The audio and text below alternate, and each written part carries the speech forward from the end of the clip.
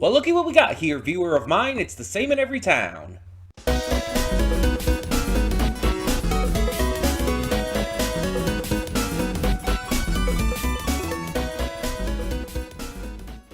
Hey everyone, welcome to Princess Gay. I'm your host Connie, and today we are here with my blind reaction to The Music Man.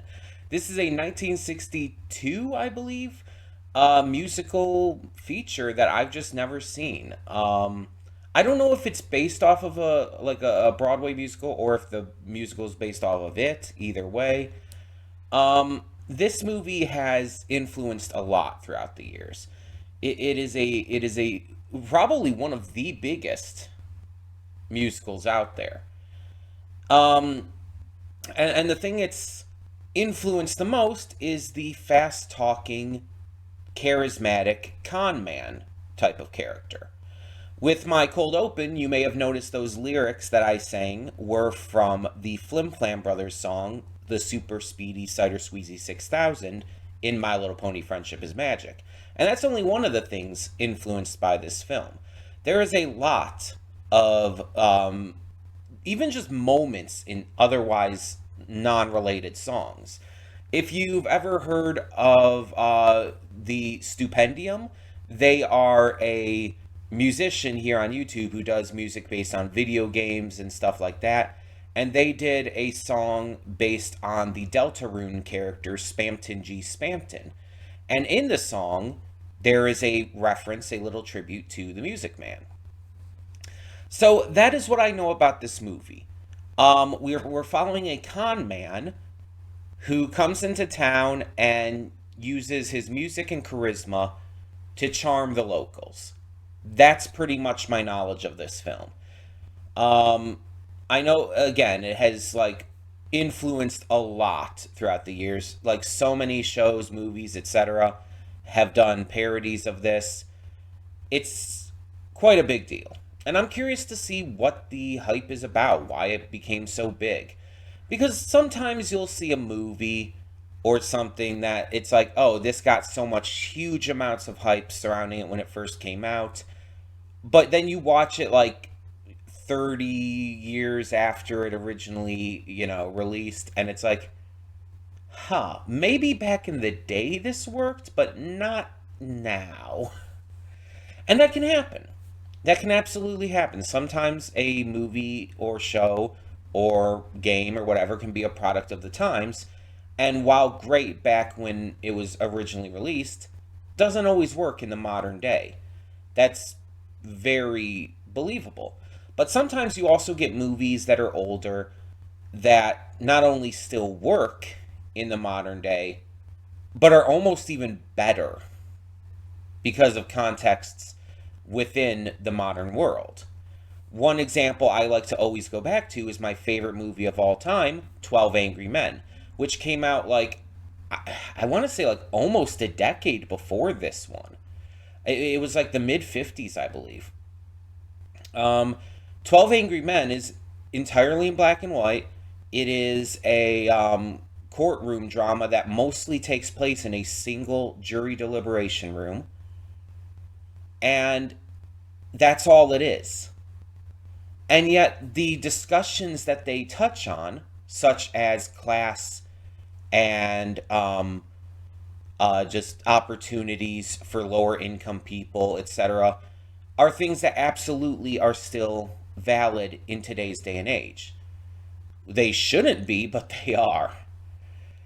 And the way they go about it as well is so charming and charismatic. The actors do such a phenomenal job, every single one of them, that it just grabs at your attention in a way that modern movies, in a lot of cases, at least in my opinion, have not.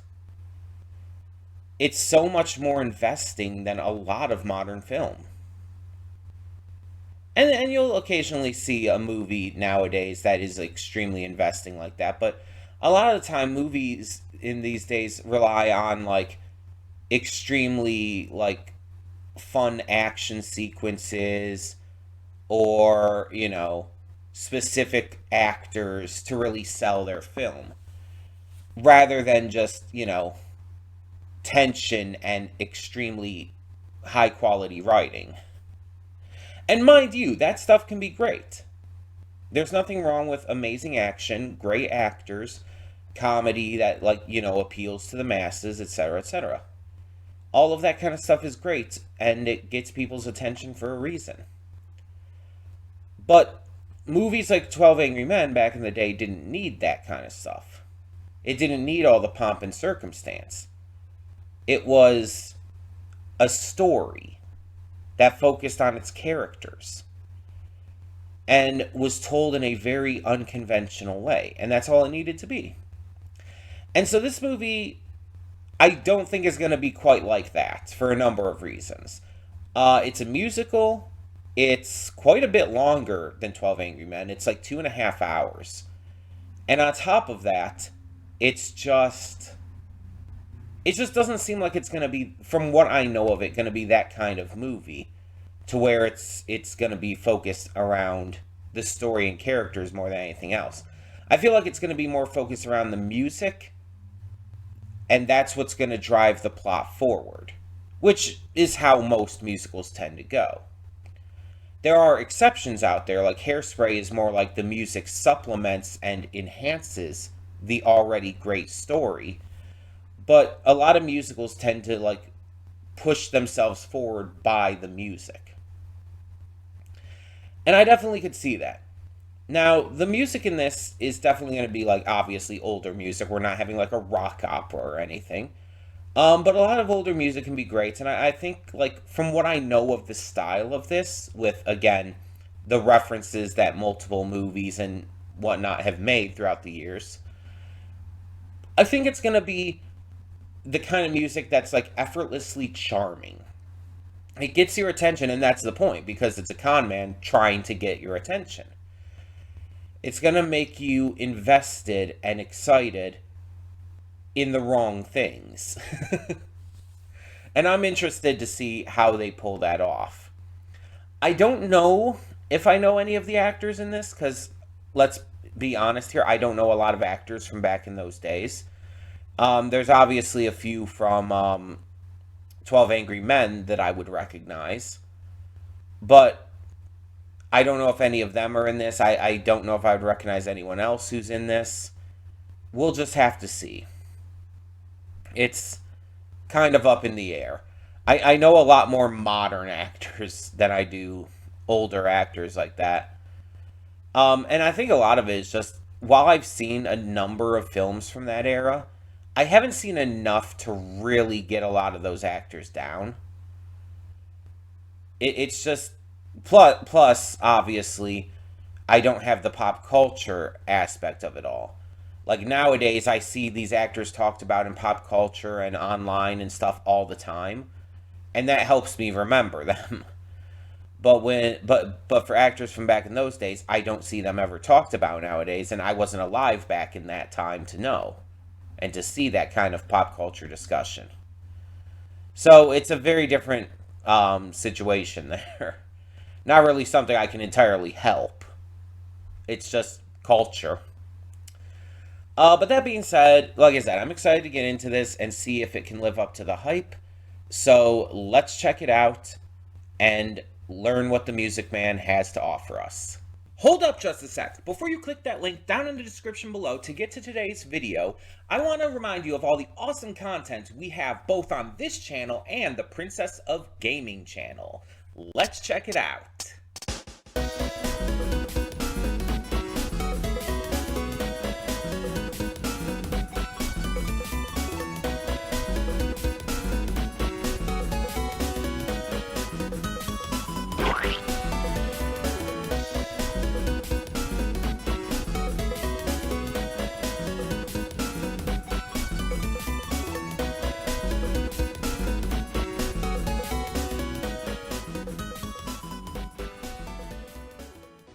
And we are back, and we'll begin with spoilers in 3, 2, 1, now.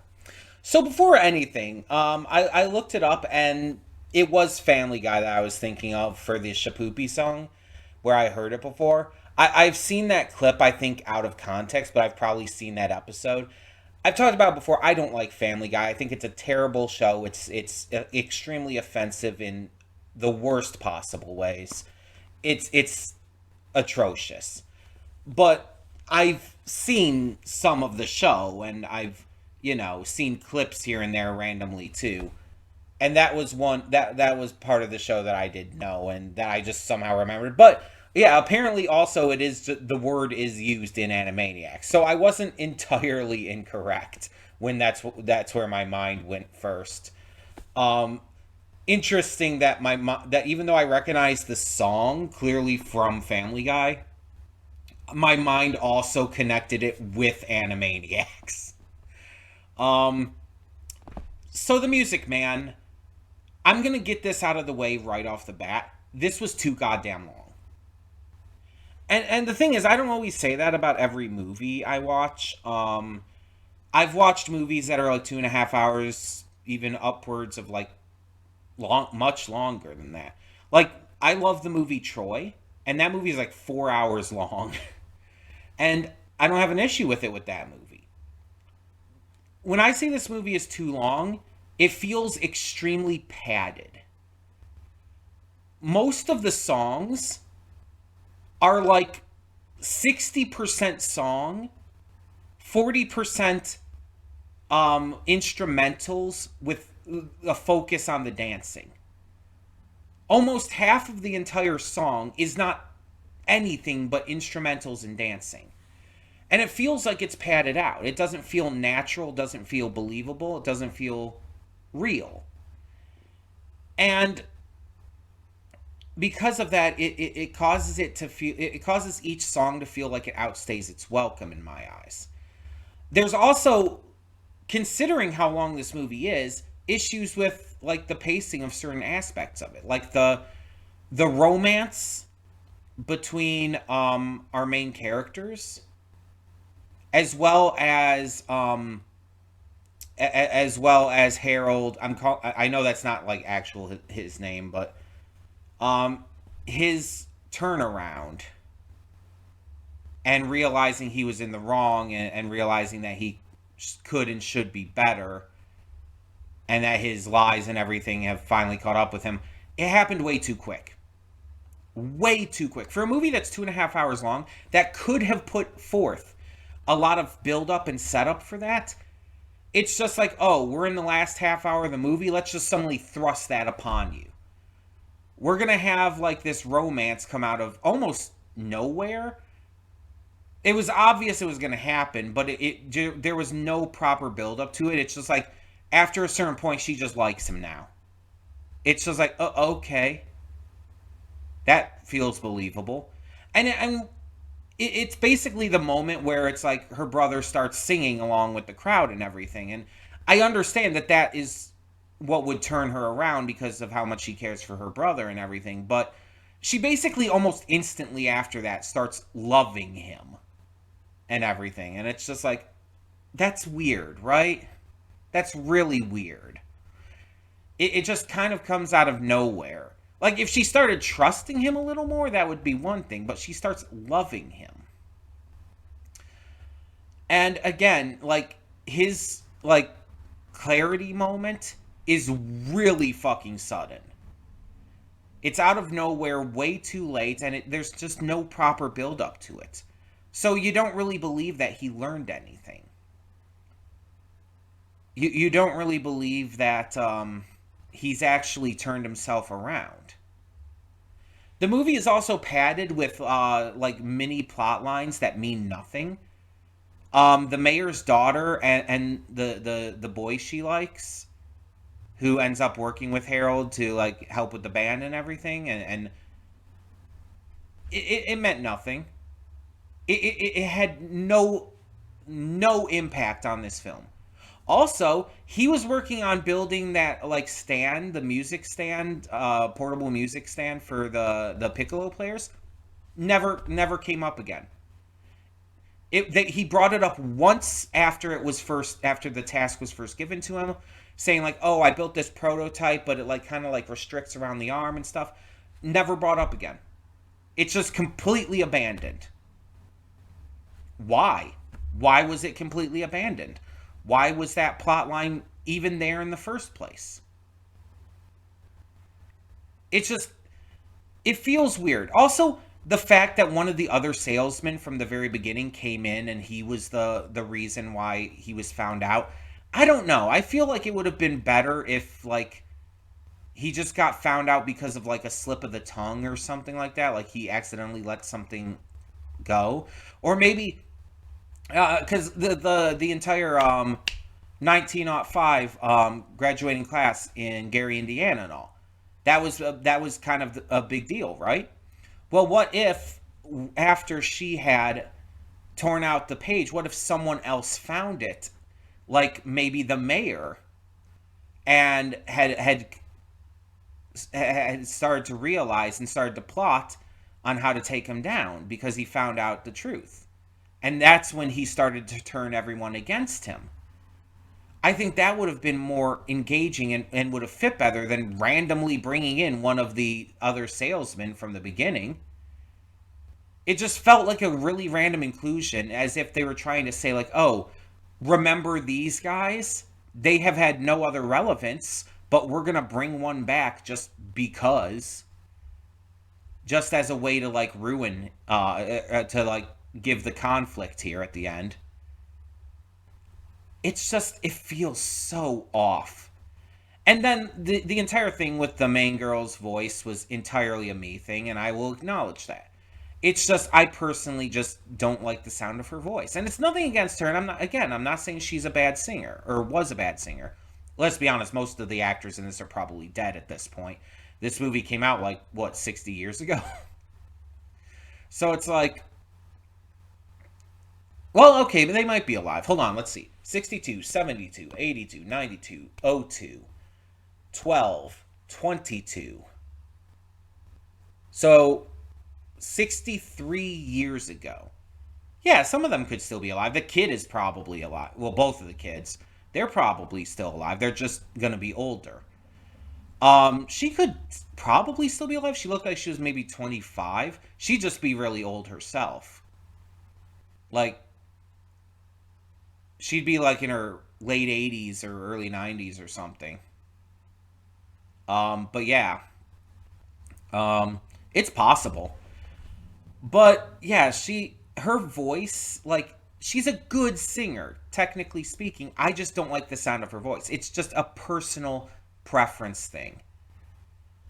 It's just personal. I'm not hating on her. I'm not gonna like try to treat it as if it's like an irrefutable fact. It's personal opinion. But now that I've gotten these negatives out of the way, let's talk about the positives. First off, when the music wasn't just being the repetitive instrumental stuff that, was just there to highlight the dancing portions, when the music was actually like the full songs, like the actual like full songs, they were great. I would say my favorite of the songs was probably like really early on. It was the the sales pitch song, I guess you could call it, when he's like pitching everything to the town in the first place. It's like the Flim song where he's like, that rhymes with P and that stands for pool, at the very beginning. That was probably the best one lyrically and in terms of delivery. Though I do like Shapoopy. It is a pretty fun one. But the music was good when it wasn't just overdrawn and everything. I thought most of the actors were fine. The main actor was good. The main female lead was good. I had nothing wrong with most of the actors. There were maybe a couple actors who were a little like, eh. Like the kids, let's be honest. But kids.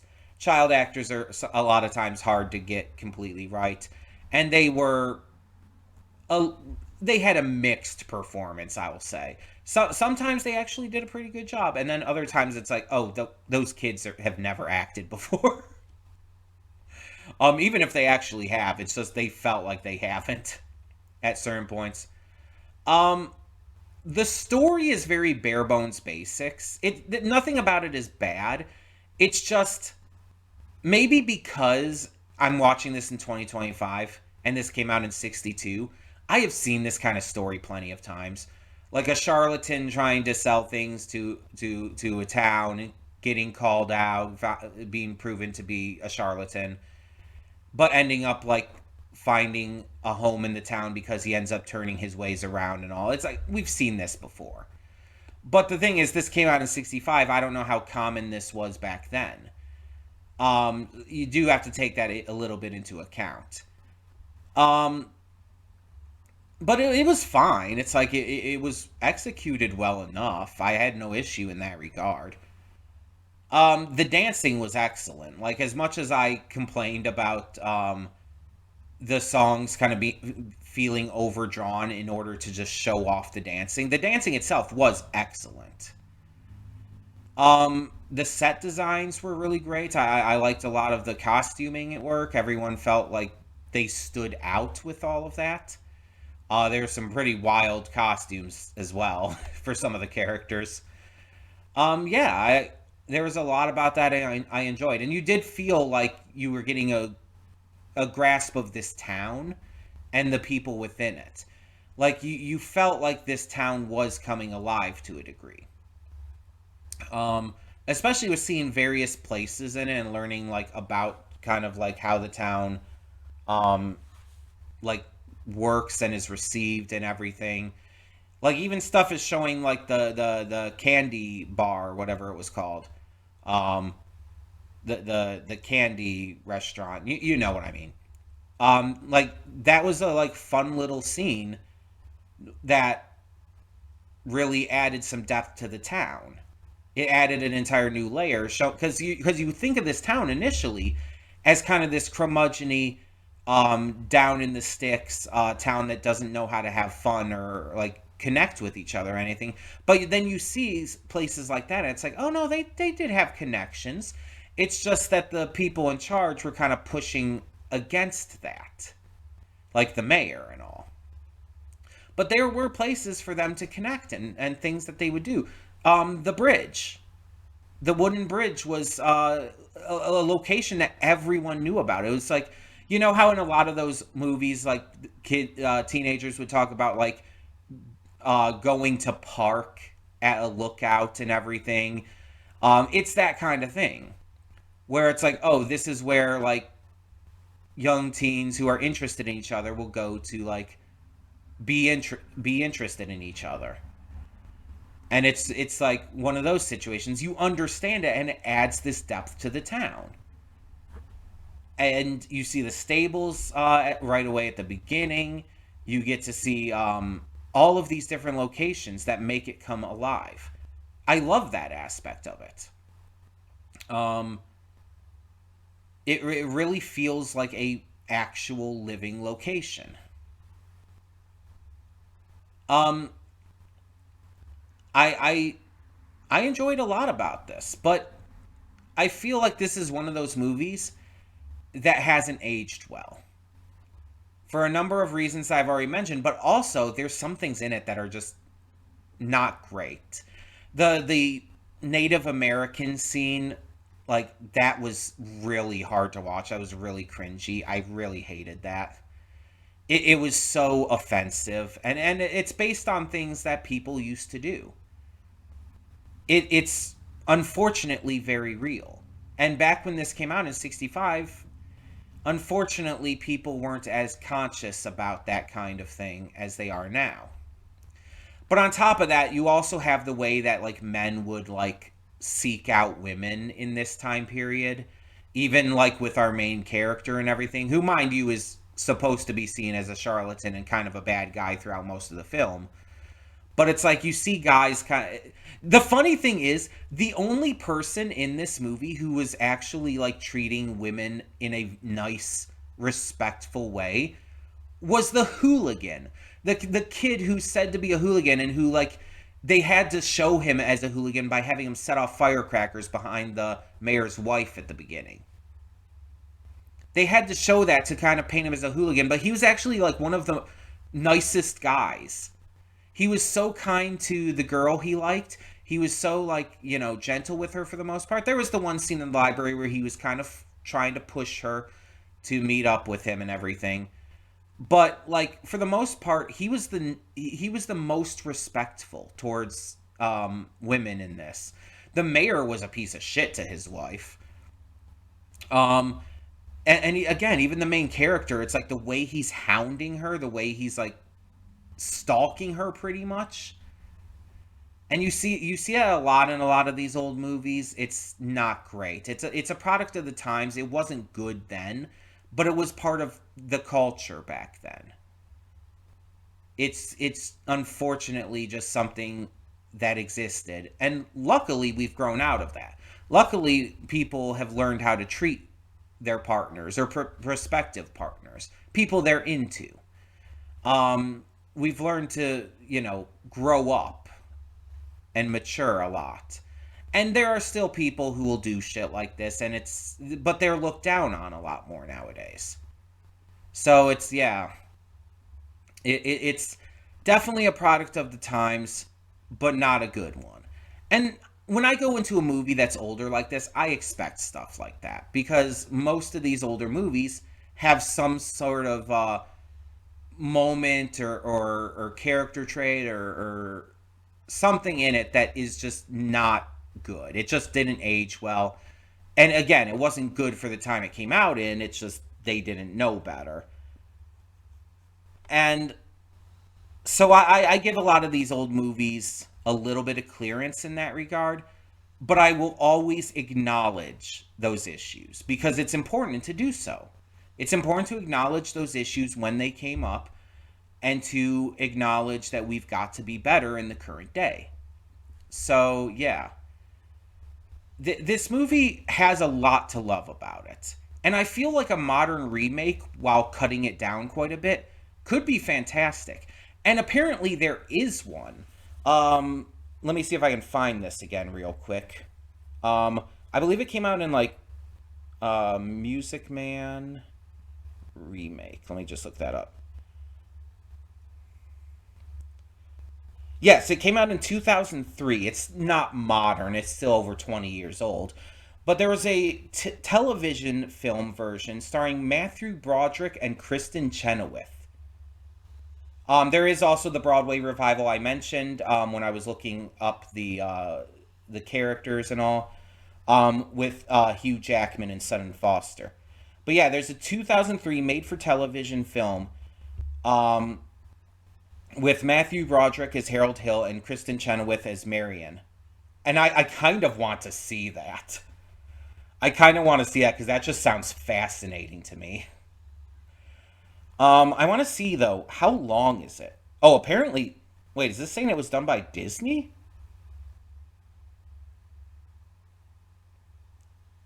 It was originally broadcast on ABC as the 11th episode of the 47th season of The Wonderful World of Disney.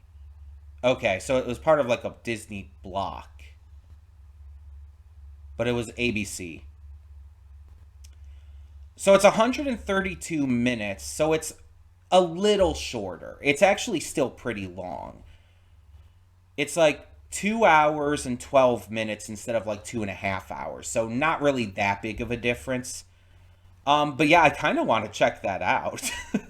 just to just to compare and contrast. Also because it's really fascinating to me, the idea of Matthew Broderick playing Harold Hill. I'd also like to see how they kind of updated it and maybe made it a little more modern. I'm very curious about that now. I'm not going to look up anything else about it, of course. But yeah, I feel like even like today, a modern remake in like this era, like the 2020s, I think would be beneficial. You have a lot of actors who can sing, and you could easily just really delve into like how this could work in the modern age with some different sensibilities, a more modern twist on it, maybe. Like I know a lot of people don't like that kind of thing when you take like a classic movie or classic musical and make it more modern. But I think that a movie like this could actually benefit from that. Make it under 2 hours and have a great cast The same songs, of course, and the same basic plot, just, put it in a more modern town and everything. Have like some modern amenities shown and whatnot. Like maybe instead of like demonizing the pool bar, maybe have it be like an arcade or something. I mean, it still wouldn't be like super modern for arcades, but it could be something. It'd be more modern. Or maybe a movie theater, something like that could be great. That could work really well. It's a modern amenity that people know of that would still work in the same way. You could easily feature stuff like that. You could even still have it be about a band. Like that easily could work still. Him trying to get a band and everything together. Because schools have like marching bands and stuff. So that's not out of the ordinary, out of the question. You could easily do a lot of this movie similarly. Just again with some modern sensibilities and styles and whatnot. I think that could actually really benefit. Cut down a lot of the songs like over exaggerated times, and I think you could have a winner, honestly. I really do.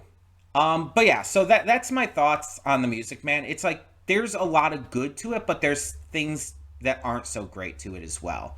There's parts of the film that really worked and parts that either didn't for the time because of being a product of the times that wasn't good then and didn't age well, or just could have been and should have been handled a little differently to make it mesh a little better in terms of the quality and the pacing and whatnot of the film. There's certain aspects of old films like this that could be just done better. It's natural. Because as we go along throughout the years, obviously we learn more about how to make movies. And while some movies can stand the test of time, others don't. It's just a natural thing. And some movies nowadays aren't that good. So it's not every movie in 2025 is going to be good. It's just on a basic level is what I'm saying. But I think this was still worth watching. I think it was still enjoyable. And I'd like to hear your thoughts. So tell me in the comments below, what do you think of The Music Man? And for now, I'm Connie and I'm signing off. See y'all next time.